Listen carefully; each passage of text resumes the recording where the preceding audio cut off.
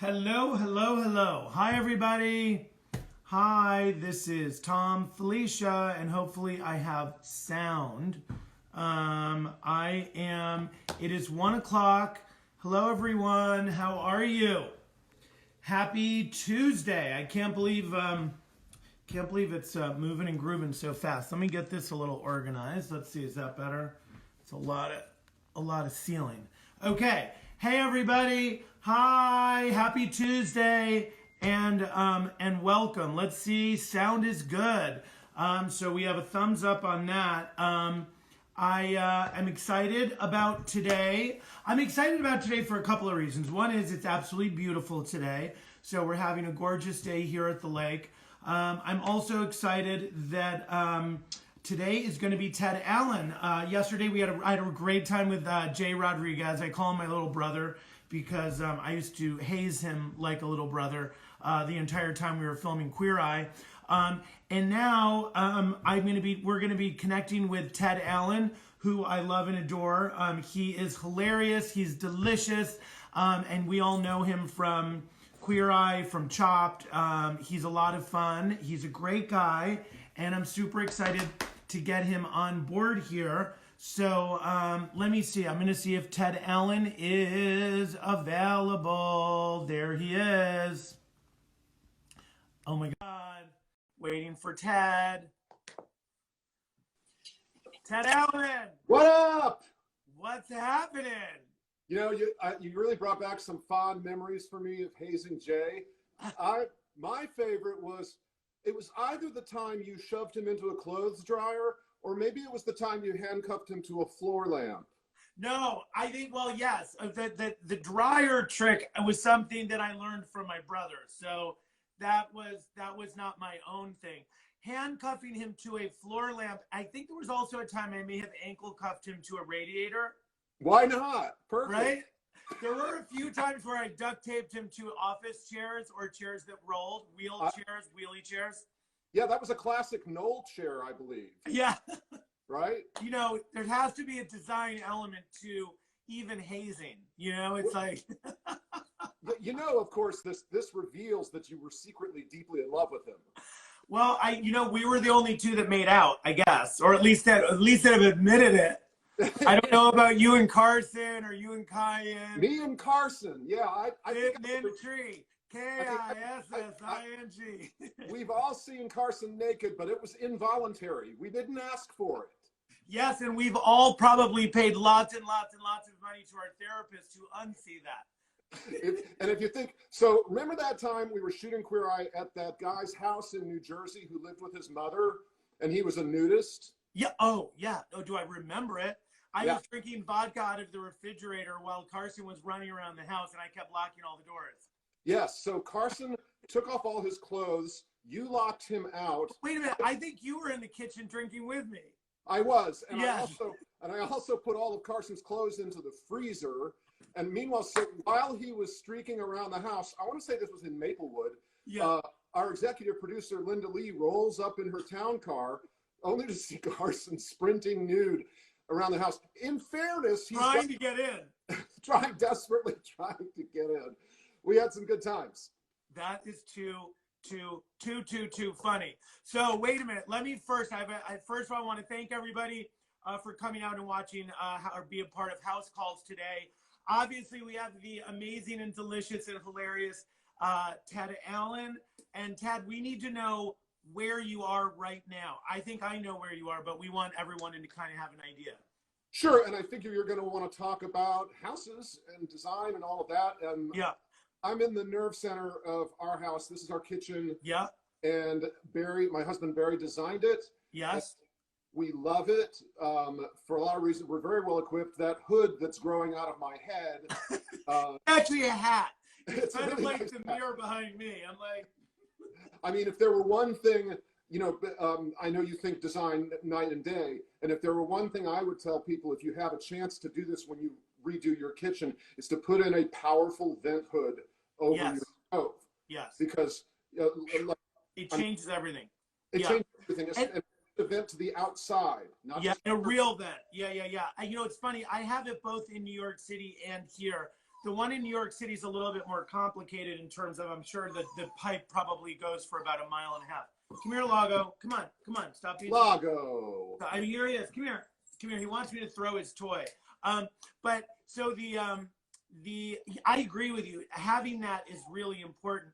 But also when you're working with any kind of professional range, they require it because of the BTU, the amount of output from the actual stove. So, well, this is a good time as any to ask. Do you have any special tips for people at home, like a Ted Allen tip for like a kitchen you can't live without? I thought you were going to talk about recipe or cooking tips. No. I mean, for me, having really good sink space. We have a couple of. I have a prep sink and I have a really big sink to wash dishes in. Whoa, go get it, Lago. I mean, he wouldn't leave me alone. Go ahead. I mean, good lighting is really important. Good lighting's great. I agree with you. I think sink. I also just think having like a great cooking triangle that makes sense, so that the cook feels like they're kind of in a somewhat of a protected zone, so they can kind of do what they need to do. We totally did that. So behind me, that's where obviously where we do the cooking. Yeah. You can see I have a rather ridiculous collection of knives. Yes. Then on this side of the room where you can't that see, keeps Barry from getting out of line, right? You're like, don't make me go get my knives. right on. Yeah, Barry's upstairs building a bug out bag right now, so don't mess with him. But on this side, on the opposite side of the room, that's the public space. So there's a banquette over here, right? And there's a coffee machine is over here, and there's a fridge that has all the beverages in it over here to keep people out of our hair. Bar over here as well, kind of bar area. Well, the camera is kind of inside the bar right now. Got it. So you're staring at the bar. Oh, you are so predictable, Ted. You are so predictable. I'm staring lovingly at this Western Grace. I don't even need to stare at the bar anymore, because what I do is I start drinking at 1. That's quite a generous pour you got there, Tom. Well, we get chatty, and I don't have time to run all the way to the bar. I hear you. But okay, that's cool. So Barry, I have a question. So interesting. You guys have this amazing townhouse. You live in Brooklyn. You guys renovated. You and Barry, your husband, so everyone knows, renovated an amazing townhouse in Brooklyn, and you custom designed your kitchen because that's kind of like that's your your space.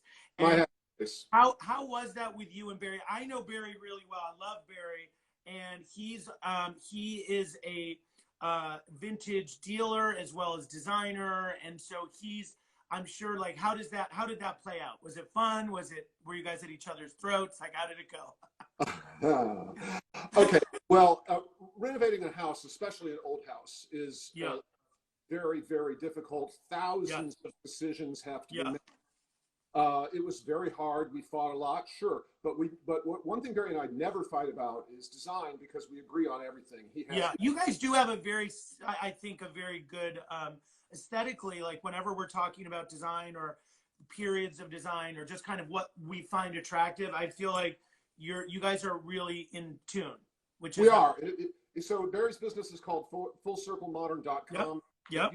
If you go to that, you'll see hundreds and hundreds of beautiful mid-century designer pieces, from sofas to lamps and whatever. So Barry has a great eye, great access to things he finds at auction and estate sales, etc.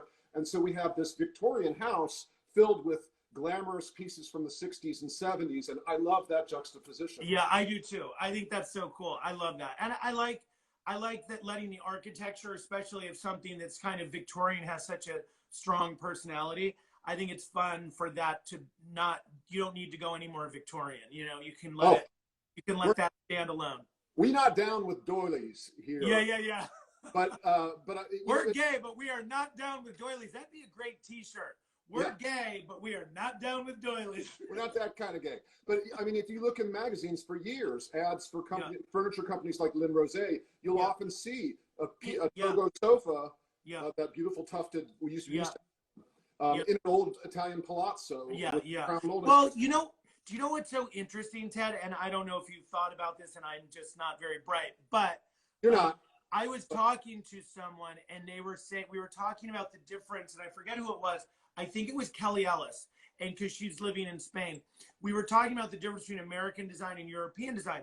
And interestingly, in Europe, when someone has this amazing plateau or villa but the idea is that they're looking for new ideas because they have the old, the old is part of their their world, whereas they're looking for fresh new ideas. So that's why there's always this kind of great mix of very modern and kind of classical. And then in the US, we tend to be looking at vintage and antique things to bring them into our world, to give it sort of provenance or to give it some kind of so it was interesting. We were having that conversation and it was really fun. And I really never thought about, I've always loved sort of that, the French salon, with kind of modern, really modern furniture mixed with a pair of French bergères or, a French settee with two modern lucite chairs and a glass, but I love that. But I think that's a really interesting conversation. When you're a kid in Europe and you're growing up in a crumbling, village in Italy, the old is not, and it feels moldy and ancient. You want to go to New York City, you want to go to Chicago, you want to go to a place where things are modern. Well, here, as you're pointing out, I kind of had the opposite quest. This house is 150 years old. In the United States, that is old. In Europe, that's nothing. Yes. Yeah. Oh my God. Yeah. Yeah. That's like a television. It's like kind of a crummy television with rabbit ears that's black and white.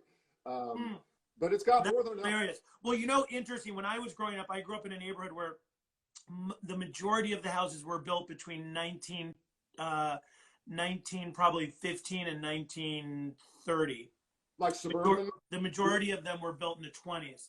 So they were kind of sort of stately-ish, kind of 20s houses, Georgian and all that kind of stuff. And when I was a little kid, I was fascinated by the next town outside of our town. That was, the houses were being built at the time, and they had skylights and vaulted ceilings and you know what I mean? You could look downstairs from your bedroom. I was oh, that's so cool. That's all I wanted. And I only had one friend who lived in a contemporary. His dad was a doctor, and they lived in this fancy neighborhood, and it was just they had all those bubble skylights, big sheets of glass everywhere. And we lived, of course, in a Tudor, a 1972 built Tudor, faux Tudor. In the Tudor style, Tudor revival. Yes. I mean, it was nice. We had a wood backyard. I'm not complaining, but it's the old and the new together. I love that. Well, this is a great time to make this segue. So I would love to give everyone a little bit of background. I know kind of, I know where you're from, and we've known each other for a million years, and I've heard so many stories about life and growing up, but I'd love everyone to understand that you're a Midwestern boy. You're from, so give us your background a little bit, sort of bringing you up to kind of, when we met.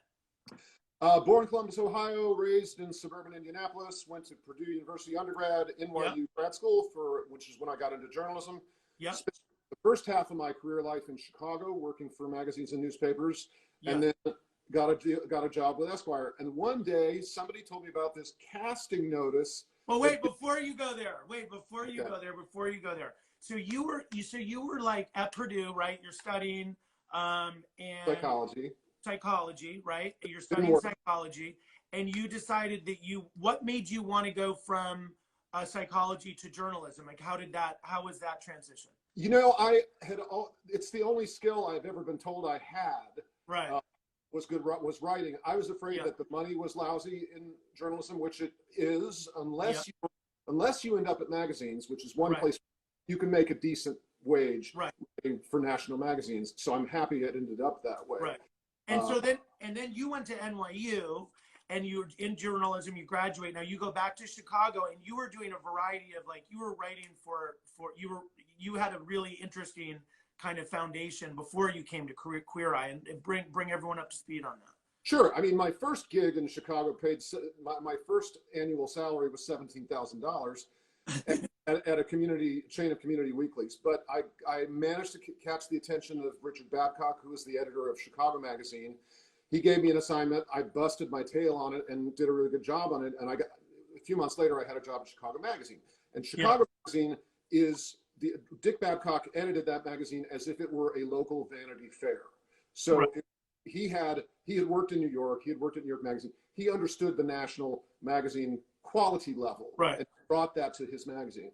So between him and I eventually got on the masthead at Esquire. My editor there was very critical to my career, and I ended up finding my way here. Right. That's amazing. And then you were, so tell us, so bring us up to speed. So then you're in Chicago, and all of a sudden, like, somehow the call for Queer Eye comes into your world. How did that happen? So a friend told me about the casting notice. I thought, okay, I'll spend $200 to fly there. I'll crash on my editor's sofa in Hoboken. I'll try out for this thing. I don't know if you were there the same days I was there. I wasn't. I was not. You and I were not. We did not overlap. Right. You weren't in the first wave because No. Carson and I were in the pilot. Yeah. With some other guys. So I remember going to this conference room across the street from on 7th Avenue, across from, well, it was like One Penn Plaza or something. And it was hot. It was like July. All these guys, Robert Verdi was there. Yeah. A cranberry. Oh yeah, the glasses. He's such a sweet guy. Yeah, And I love him. Joe, whenever I see him, I'm like, he always has a pair of glasses on his head. Paul, I love him. Joe Dolce was there at the time. He was the editor of Details. I'm dating. Yes. This was, in the early aughts, man. It was a long time ago. Yeah. So we made the pilot. Bravo loved it. They decided to go to series. I never thought I'd see the day. And then everybody else got cast. And God, one thing I could say about the creators of Queer Eye, both the original and the current one, is that they didn't hire us for our looks, except for maybe Kyan and Jay. I don't know. Maybe you. I don't know. Wait a minute. But God, I'm gonna beat you. They hired us for our chemistry, which we still have today. They hired some of us for our looks and some of us for our funny looks. I'll allow that. But we could just say looks for short. That's hilarious. That's really funny. Yes, I agree with you. I think that I do think I think that's consistent through both. One of the things I wanted to ask you, like, so when you were growing up, or like when you were in school, was cooking a part of like what was that like in terms of, was that something you were already thinking about or interested in, or was that part of your space? Like, Yeah, I had always liked cooking, but my mom cooked pretty simple food, really delicious food, but I was still making cakes out of box mixes and stuff at the time. And I didn't get really serious about it until I lived in Chicago, and a friend of ours who had a great apartment and who didn't like going out. So she would make dinner for us, and we would all show up with, giant boxes of beer, and everybody smoked back then. It was kind of a mess, but we used to get together to watch Melrose Place in 92. It sounds like so much fun. Why not mess? That sounds awesome. It was awesome, and also we would watch 90210, and Amy had this deck of cards. She's an artist. She's still an artist. She made these beautiful cards with funny things on them, like possible three-way, or I love her. Various things that you might spot when watching Melrose Place or 90210. So we actually had a game that we played with. That's really cool. I love that. I bet people did that with Queer Eye. I wonder. I'm sure there were lots of drinking games for people who watch Queer Eye. Yes, I would say probably every time Carson said "zhuzh," everyone had to drink, which you probably make it through half of the show before you had alcohol poisoning. Right. And I still, even with, you and I have this little Queer Eye related side project that we can't really talk about yet. Yeah. But in the materials for that, I see people still trying to spell the word zhuzh. Yeah, it's always different. Have you noticed? It's always different. It's always different. It's so funny. So I love knowing how, and I'm sure everyone else loves knowing how you went from, growing up to New York to Chicago, back to New York, and really understanding that, because I think it's, I think that's super interesting. Do you think, do you think that your education in terms of psychology and journalism has been a big sort of factor in terms of what you're doing and how well you've been doing it? Well, one thing that I think the ridiculous path that my career took teaches me is that it was right for me to focus on writing as to do what you love, do what you're good at. And that writing knowledge and that muscle, I still exercise it every single day, because Right.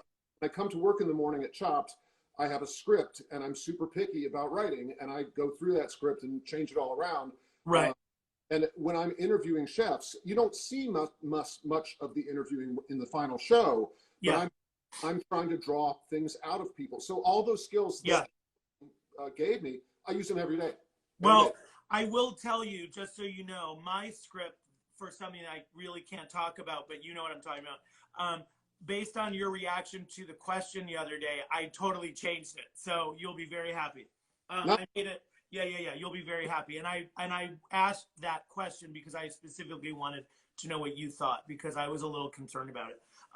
And so it encouraged me to change and soften that even more than what we talked about that day. So anyways, I wanted to ask, with all of the things that I would say that we did together for so many years with Queer Eye, I have some funny memory. What do you have a favorite Queer Eye memory from back in our day? I mean, it's kind of general, but I just remember sitting in the motorhome, or the moho as we called it. The moho, yeah. Where we would change clothes when we were on locations at these skanky apartments that guys lived in all over the New York area. I just remember thinking, we laughed constantly. And 99% of it was much too filthy ever to use in the show. You being responsible for much of that. I remember thinking, first of all, what am I doing on TV? This is crazy. This is going to end, and I'm going to miss it. And incredibly enough, for you and for Carson and the other guys in their various endeavors, it didn't stop. I mean, it stopped, but thanks to Linda Lee, I've had a really nice gig for a long time. You've done multiple shows, all in your life's love of design. Well, and we're so fortunate. You know what's interesting? You know what's interesting, Ted? You were just talking about, like when you studied journalism and psychology and journalism, and then sort of working in television and all of that, and how those are, they play a factor into, I think, the way that you deal with people, understand people, in terms of the way that you interview people and the way you communicate.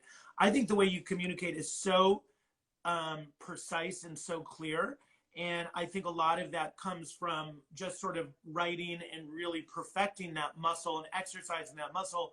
But also it's really helpful in your show that you're telling this you're telling a story. So I think it's really easy for you to do that. That was something I kind of had to learn a little bit in terms of the television component, especially when I'm talking to the audience and trying to get them, to kind of know where we are, where we need to be, and then where we're going.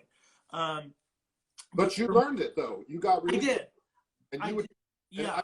I mean, one of the things, not just that it wasn't a funny thing, it was just interesting to watch to the way you size people up and try to get a sense of what your design can do to make their life better. You did that every episode. Yeah. Well, thank you. And I would say, like, for me, the thing is that my career has been, like yours, it's very focused on kind of what I studied. So I'm like, I have a degree in design, interior design, and then I've been working in that design space for so long that for me, I feel like the same way, when you were saying about like, I thought this was going to end and I didn't, and then you kind of are not sure how this is going to sort of unravel and become sort of the journey that it has. And I think what's really interesting is that I was very nervous that at some point I was going to have to choose either a life of interior design or a life as a TV design person, and it was always this kind of struggle. And I feel like I've been very lucky to be able to sort of balance, at some level, both of those things. And it keeps it kind of exciting, for me. I love that. And oh, wait, I just thought of another fond memory yes. From shooting Queer Eye that involves you. Okay, everybody watching, this is my Thom Filicia impression on the set of Queer Eye, always talking to clients. No, it's gonna be okay. Yeah. Right. Yeah. What I mean is, the blue sofa's better because because, yeah, all right. Okay, that wasn't so good. But anyway. No, by the way, you know what the funniest thing is? Did you see Jay yesterday? I don't know if you did, but Jay did the exact same thing. Oh, he did? Jay goes, this is Thom. He goes, this is Thom in the motorhome. Uh-huh. Okay, okay. So, okay. No, you don't understand. Because actually, Thom, as you know, every interior designer is also a therapist to a class of people that is extremely entitled. Yeah. And this is where their stress goes when they're arguing with their spouse about the decor. Obviously, you have to intervene and make it all okay. That's so funny. Yes, it's definitely there is a psychology component to. I should have been with you at Purdue before I went to design school. So okay, so let's talk about Chopped, because Chopped is an amazing show. It has an amazing run. I mean, you guys have made over 500 episodes, right? More than 700. 700? Oh my God, I can't even believe it. I mean, we thought Queer Eye was a ton at like just over 100. And yeah. It's like when you think back on Gilligan's Island, I think they had like 2 seasons, and I think I must have watched that show for like the first 5 years of my like understanding television life. Right. But so you have a James Beard Award, the show is amazing. I have to ask, do you have any funny sort of Chopped cooking disasters or anything that like never made it onto? Because I remember one of my favorite things was after Queer Eye season, they would give us all our bloopers, and those were like my favorite thing.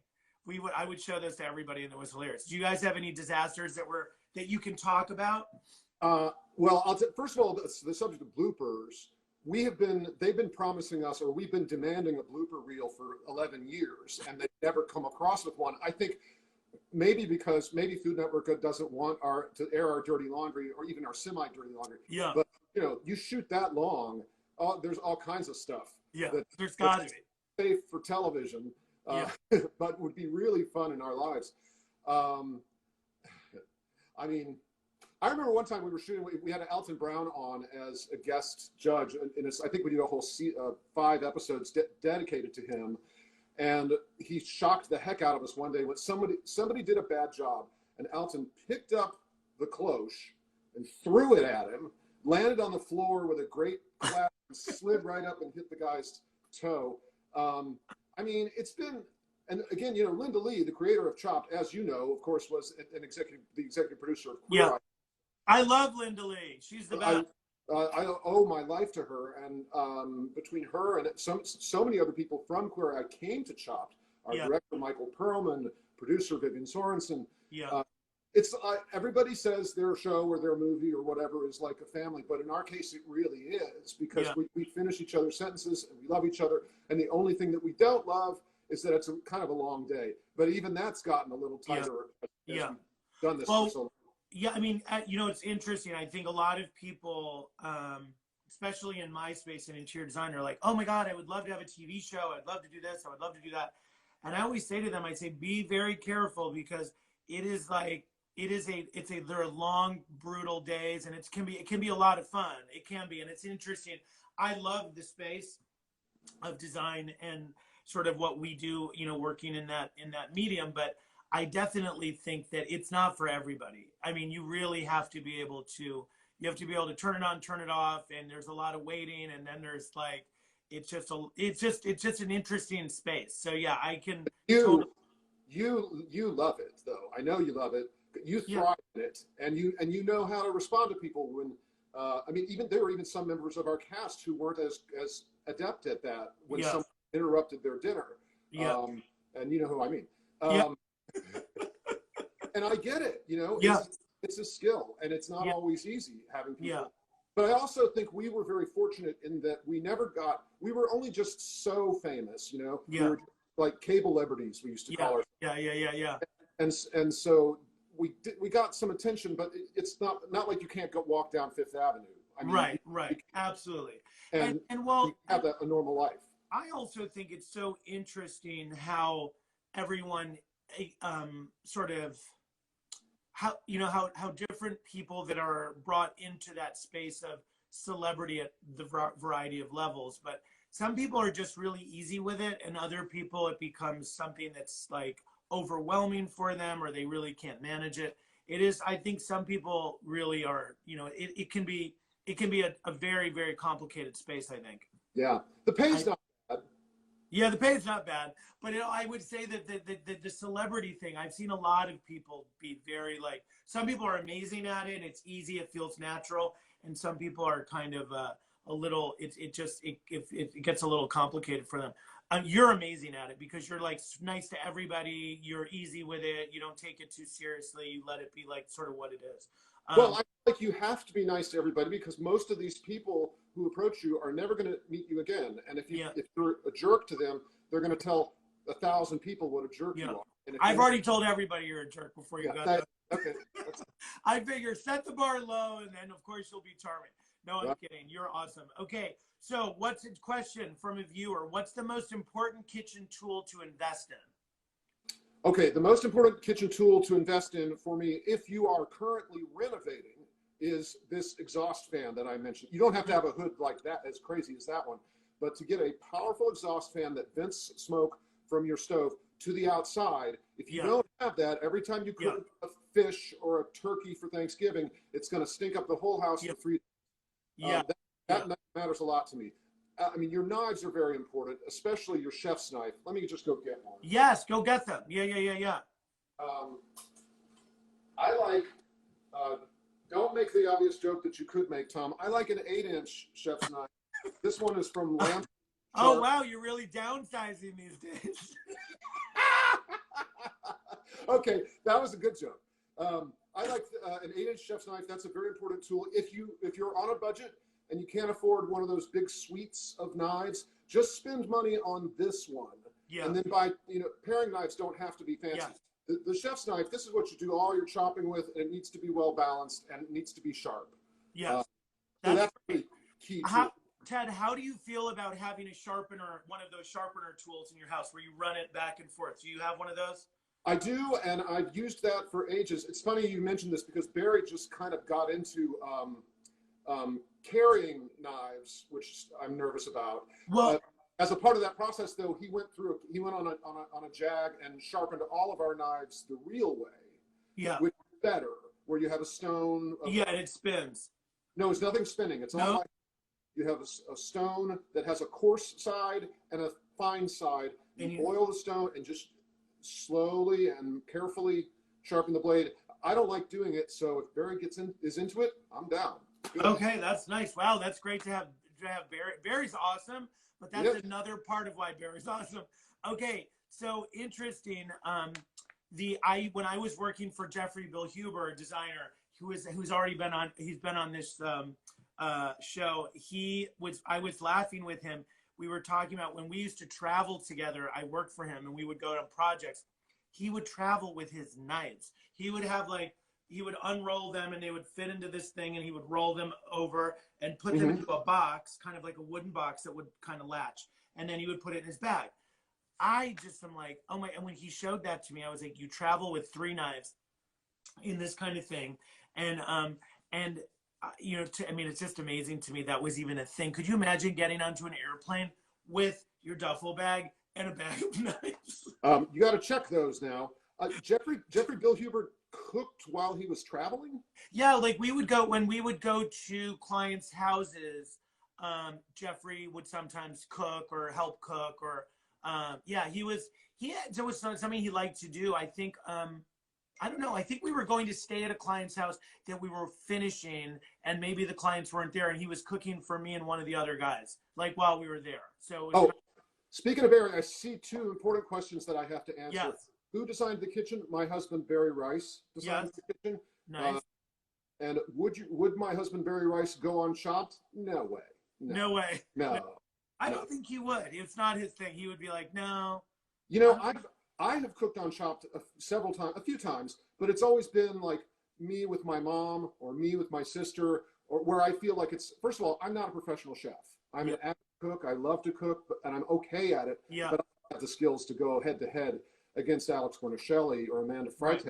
Right. So I always just looked at it as an exhibition game and just to have fun with it. But if that were my craft, it would be terrifying to put yourself, But it would also be a lot of fun. Oh my God, we should do a Queer Eye, like sort of see who could cook the best. You would probably you might win that one. I don't know. You know what? Okay, so interestingly, I would wanted to ask you, and I'll bring you into my space and what I'm doing. What have you been cooking as you've been sheltering in place? Like, I'm sure you're doing more cooking than typical. And are you experimenting? Are you doing anything different? A little bit of experimenting, but mostly, I mean, I've had such a strong reaction on social media to the fact that the quarantine has put all of us in the position of being on Chopped, basically. Yeah. Okay, I got dried beans, I got Doritos, I got, Pabst Blue Ribbon, and 3 grains of rice. What can I make to feed my family? I should just say I'm not complaining. Wait, Ted, after just making that comment, which I didn't mean Queer-Eyed Chopped, but people are saying, yes, Queer-Eyed Chopped needs to be a thing. Let's do it. One of the days we'll be back in production. Right now, stay away, Tom. I don't know these terms. So I'm most of all grateful to have a house, and I'm grateful to have a freezer. And we've been able to. I'm grateful I ordered my tomato seeds before everybody else started. You can't get seeds anymore. Yeah, I know. It's one of the things everybody I know feels the need to get their hands on in a situation like this. I remember the first time I went to the grocery store after this all started, I was shocked that all the flour and the yeast were gone. No. It was so bizarre. I mean, I was like, is this what's going to, and by the way, it's so, I mean, for me, I'm very far out of the city, obviously, but it is normal now here. Like, it's normal now. And it's actually pleasant. And by the way, I find going to this, I've been ordering a lot of groceries, but I've also found going to the supermarket with my mask and my gloves on and my sanitized cart, it's kind of like, it's just nice to have that to do. It's like, and I enjoy the space. It's clean to an inch of its life. There's music on, there's very few people. It's like, I mean, it's the most civilized part of my day. But here's the funny thing. When this all started, I thought, oh, we were supposed to be shooting Chopped right now. Yeah. We were supposed to start a month, like 6 weeks ago. Yeah. But part of me is like, oh, great. I can just cook and read books and hang out. No. Somebody has to wash the clothes. Somebody has to vacuum. There's really a lot to do and someone has to try to find food and try to get it on the table. And it feels safer to cook stuff yourself and I mean, we're ordering from restaurants to try to support them, but do you have a favorite restaurant that you'd like to talk about, or like in your area that you're just like, oh my God, they've been amazing? Well, we have I live in Clinton Hill, Brooklyn. I have several really great restaurants: Dino's, Bar Bellinis. Lots of Italian places, but we Americans love that. Well, also Brooklyn, there was a huge Italian community in Brooklyn, and I think that that has a big influence on probably just the region, the area, what happened there, and the types of foods. Yeah, but to answer your question, most of my weeks start with cooking a whole chicken.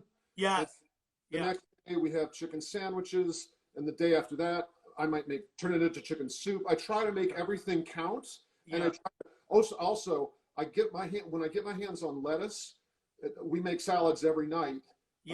Until the lettuce is gone. And by the way, the best lettuce to buy in this situation is romaine.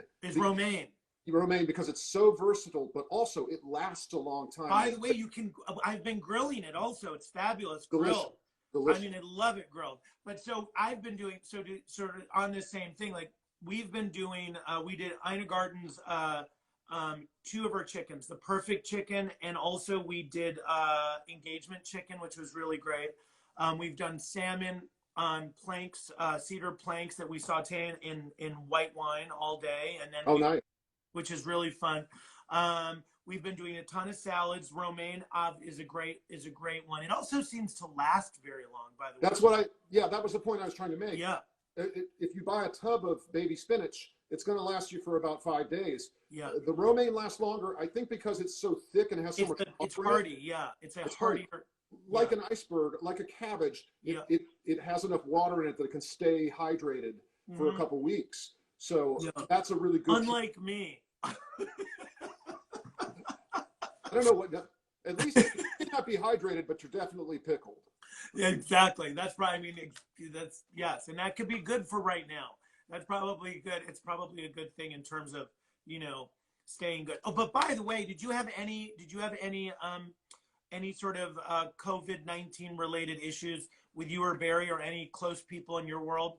I have one friend who shall remain nameless Yes. who not only got sick with COVID, but was sick for 4 weeks with Yes. COVID. And there was a 3-day period where he or she thought it was over. Yep. And this is not an older person. This is someone who's in their late 40s. Yep. I didn't know about it at the time.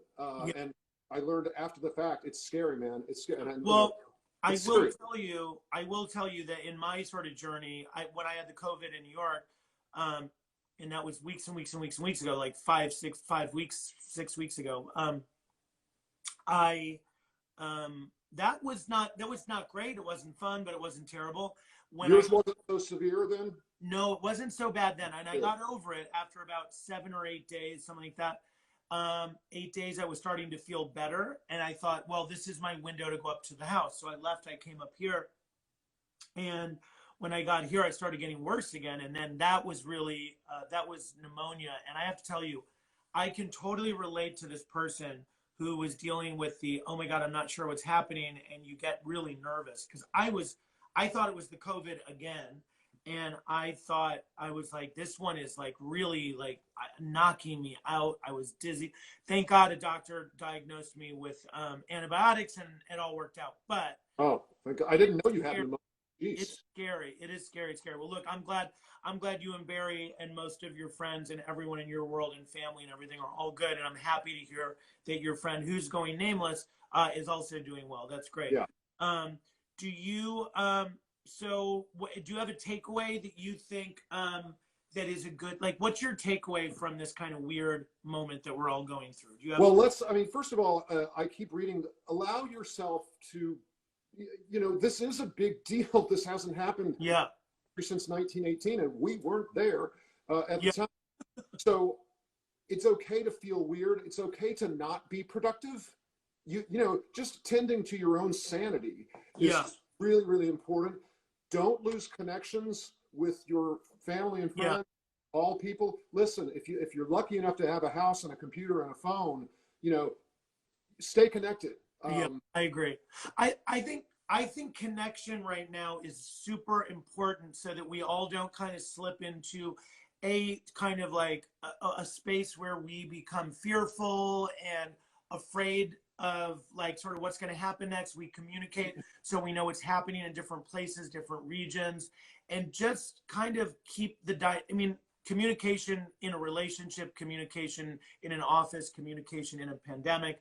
It's very important. And it's one of the reasons I wanted to do this was that for people mostly in my industry and design and all of that, to really kind of come together and have conversations and talk about what's happening and how people are working and what they're working on, and just, and also to have a little bit of like normal dialogue because some of us, I was home alone for basically 3 weeks, and it's very bizarre. Although I do have my two pups with me, and I have to tell you, with Lago and Lexi, that has made it really a lot easier for me, and that's been, but having the dialogue, I think, is really important. Totally.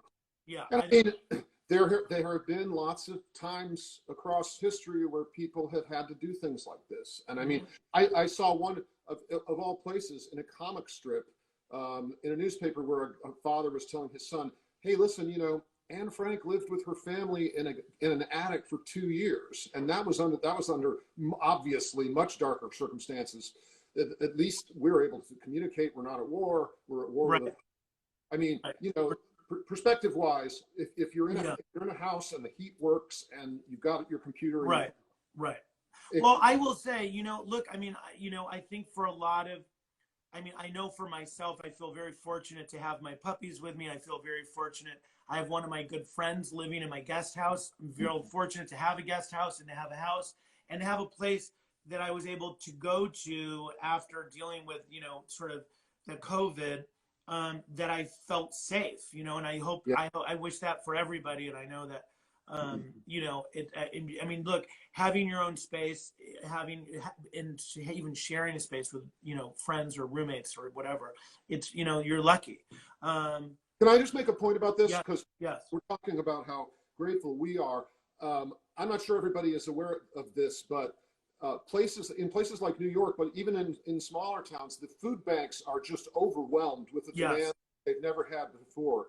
So if you're not comfortable going out and volunteering, which is which I totally understand, if you Right. can afford to make contributions to Food Bank for New York City, City Harvest, or Yeah. the food banks in your own town, they Right. need, because demand is up. Well, Like, I have to tell you, you know, it's funny you say that, because we were just talking about this a little while ago, and we were watching the lines for the food banks. You know, people picking, families going in different parts of the U.S. trying to get to food, you know, and waiting in line for it.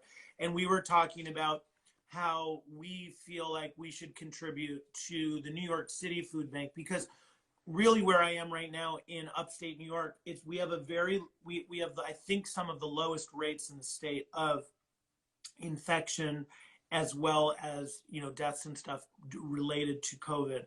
right. And I feel like it's pretty, you know, it seems a little bit less of an issue here. And looking at the two places where I live, New York City and here, New York is still in a place where it is, people are really, really, really in need, you know, and it's still, there's a lot of people on the front line that, also, I think that's another area that is just kind of, it's unbelievable to me to hear the stories and see Yep. people, you know, being interviewed that work in that space, and just the amount of, like, you know, that what they're seeing. I mean, I just think there's going to be, you know, there's going to be a lot of, even after this is over, for a lot of people, I think there's going to be the people that saw all of this happening in that space in the hospital. It's going to be a while for them to get over it, and they're going to probably need help and support from the community to be able to get over that. Oh, yeah, for sure. Yeah.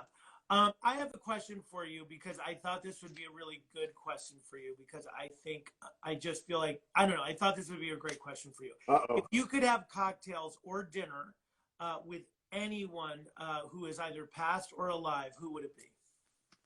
David Bowie. Oh my God, that's so cool. I love that. That's hilarious. That's funny. I knew you would have an answer immediately, and it would be amazing. But go ahead.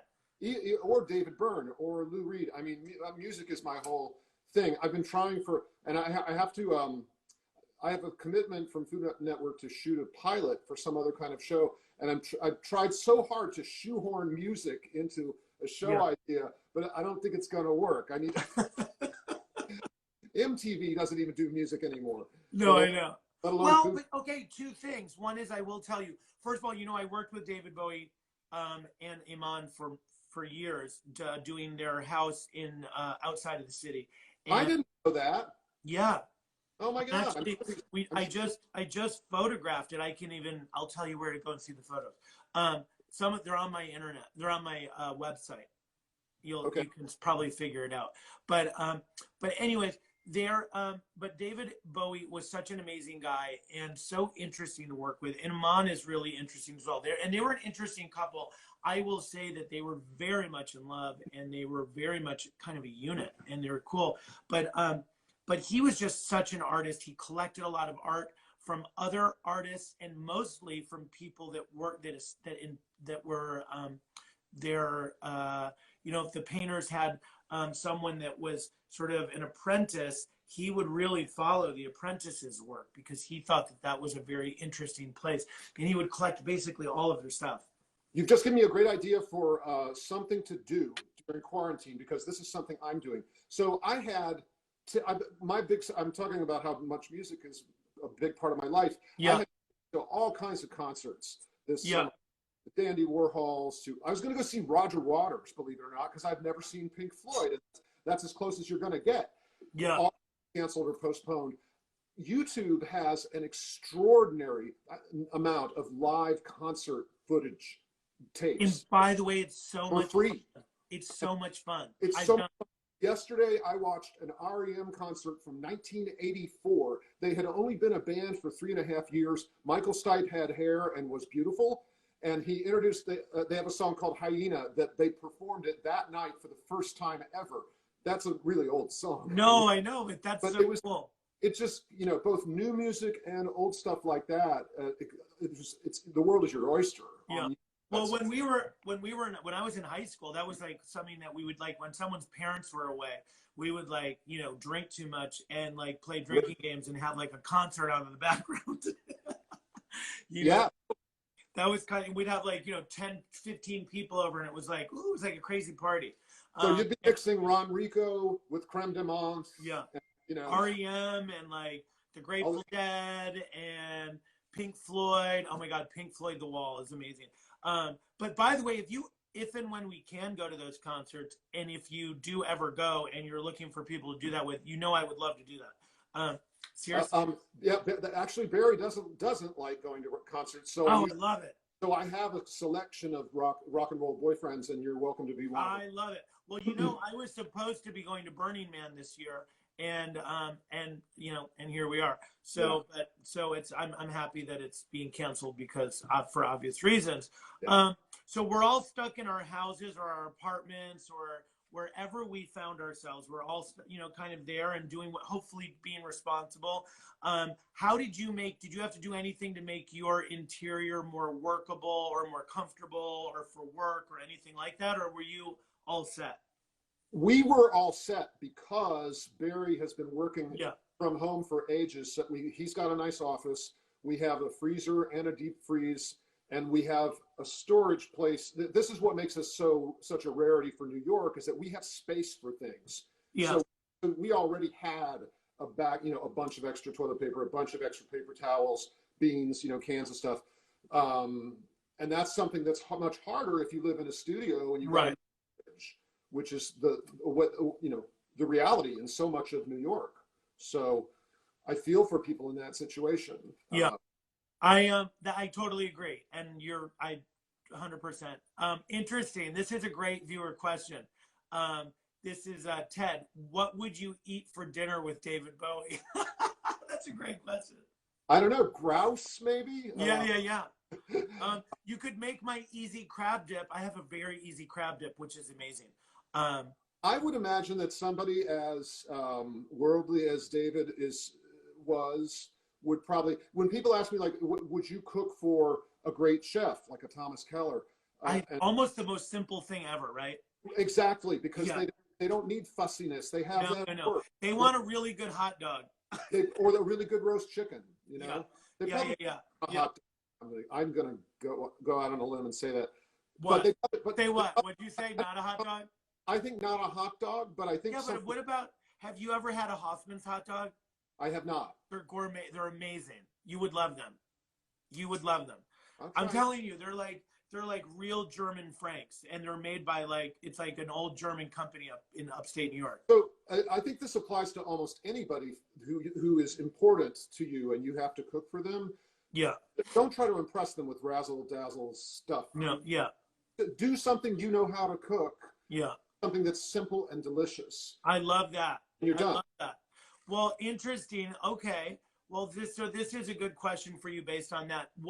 So Ted Allen, what makes an interior beautiful to you? Well, I mean, I love a mix of old and new. Yeah. I love the mix of sort of, you know, soft drapes and sleek furniture from the 70s and 60s. I always tell people when I'm describing the furniture my husband sells, imagine what Rod Stewart's Manhattan apartment looked like in 1975. You know, like shiny white lacquer, mirrors everywhere, horizontal mirrors, vertical mirrors. I love that. Oh my God, that's unique. I love it. Wait a minute. Oh my God, one of my good friends, Leslie Langford, said shrimp and grits. That's a good idea. I love that. That's simple. I love that. And someone else said Cooney, which is an all pork hot dog, which is also one of the best ones from Hoffman's. But anyways, and when you and Barry come up to Skinny Atlas this summer, hopefully you will come again. That was so much fun when you guys came up. Oh, totally. I'll take you guys to like where the original It's called Hyde's Hot Dogs.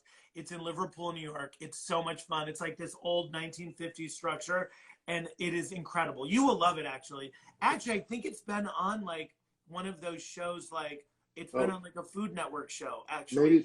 maybe best thing I ever ate. Yeah, something like that. It's been on. Yeah, I So wait, think that. wait to pitch this to Barry. Barry, Oh, Tom, by the way, drive. Barry will go bananas because of the structure. He will love it.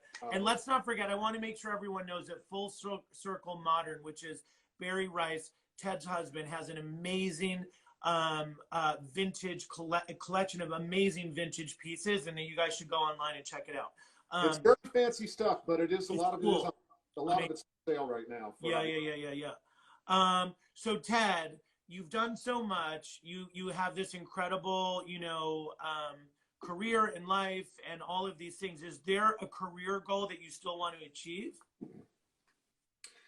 Well, I've kind of been doing the same show for a really long time, but and so sometimes I feel like So now you want to get into porn? no, I'm going to leave that up to you with your new project that you were talking about. Bow chicka bow bow. Chicka bow bow.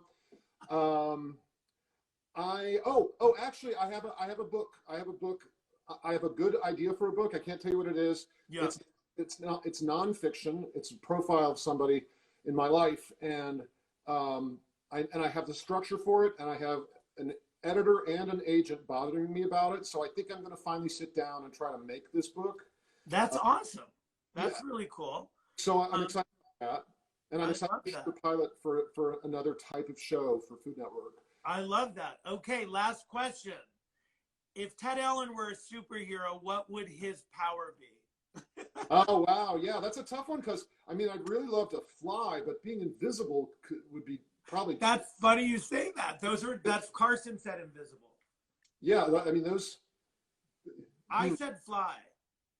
Flying would be pretty great, Yeah, especially now. right? Especially now. That's the superhero you need now. The power you need now more than Yeah. for sure. I'm just gonna fly over to Akron and buy some milk. I'll be back in a sec. That is hilarious. Oh my God. Well, Ted, I have to tell you, this has been an absolute joy. I love being first of all, in your beautiful kitchen that was designed by Barry. And also, I'm sure you guys probably are in there all the time right now. Yep. Staying healthy and making really interesting and delicious, wonderful things. Because I know if I'm cooking well, I know Ted Allen is cooking much better. Well, and you were the best cook out of all of the other guys. For sure. You know what's all the interesting? time. You know what's interesting, Ted? I noticed I will do things like I'll say to Ernie, my friend Ernesto, who's staying here. I'll say to him like, "Hey, maybe we should try this instead of this. It could be kind of give it a little bit more zip or something, or just make it different than the last time we tried it." And he really follows the recipes where I'm like kind of a little bit more like a little more free form. So yeah, and I tend to have fun with it. I'm like, oh, I think we should cook it longer. It doesn't look like it's like brown enough. Well, And see, he'll I be think like, that. yeah. And the first time that ever happened to you is the moment that you became a real cook, I think. Yeah. Where you say like, yeah. No. You don't put the garlic in at the same time as the onions because the garlic will burn. Right. You got to cook the onions longer. Right. I just figured out I make a really good frittata, and I just realized in the last year that you're supposed to put like the tomatoes and like the onions and all that stuff in first. Oh. I just figured that out. I know. I ain't real smart.